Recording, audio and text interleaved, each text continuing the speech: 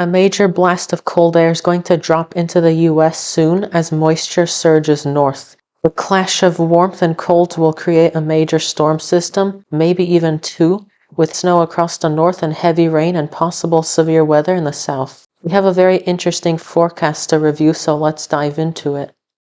Starting off with the timing, let's go through a rundown on what we may be dealing with in the coming days. Widespread warmth is currently in place across the country with really only just some isolated precipitation. We start seeing signs of colder air by October 24th, with snow moving through southern Canada. Before that, though, Tropical Storm Norma will make landfall in mainland Mexico, which will slowly move some precipitation and moisture into the US. As we head into the 25th, an escalation in the storm's strength and coverage may occur, with strong high pressure becoming firmly grounded across the east and moisture continuously moving into the central US. Cold air will also bleed into the northwest, leading to snowfall in the higher elevations. On October 26th, snowfall will move southward gradually through the mountainous terrain, with that moisture in the central US slowly working its way north and east. On the 27th into the 28th, we may see the snowfall quickly scoot across the plains and into the upper Midwest. Once the system clears out by later on the 28th, I'm also seeing signs of another storm possibly developing right after, which could bring snowfall further south. This is possible since the first system pulled down all that cold air.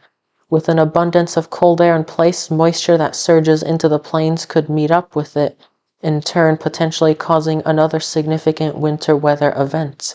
This is pretty far out, so it's too early to know how exactly this storm will play out. Nonetheless, if conditions are just right, this one may become another powerful storm for October 29th into the 31st, and possibly lasting into November.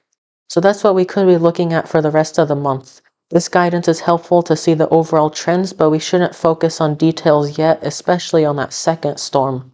As we get closer, I'll make additional updates when they are needed for these storm systems. For the rest of this update, I did make some forecast maps to give you a general idea of what to expect. So let's start with my snowfall outlook for October 22nd through the 31st. I think across the light blue, snow is going to be possible before the end of the month. This includes much of the mountainous west, the plains, upper Midwest, and some areas around the Great Lakes, and even the interior Northeast.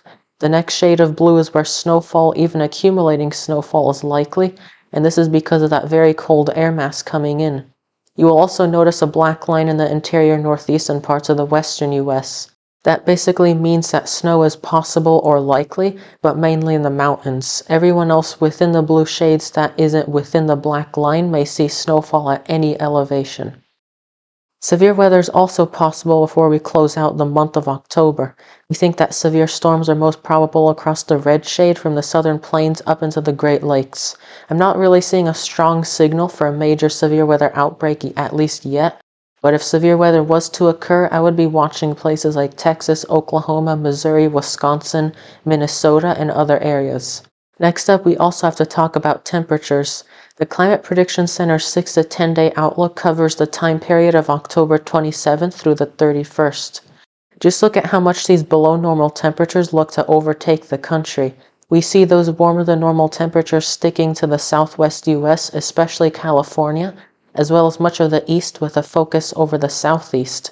That will be due mainly to a high pressure area which will do very well at blocking colder air from entering the eastern portion of the country. Some of the coldest temperatures look possible across the northern plains, especially for Montana, the Dakotas, Minnesota, and Wisconsin. For precipitation in the same time frame, it looks to be below normal across much of the west, maybe over parts of the northern plains as well, with wetter conditions being possible across the east. That high pressure dome may keep things warmer, but it may allow some precipitation to get through, especially after October 28th.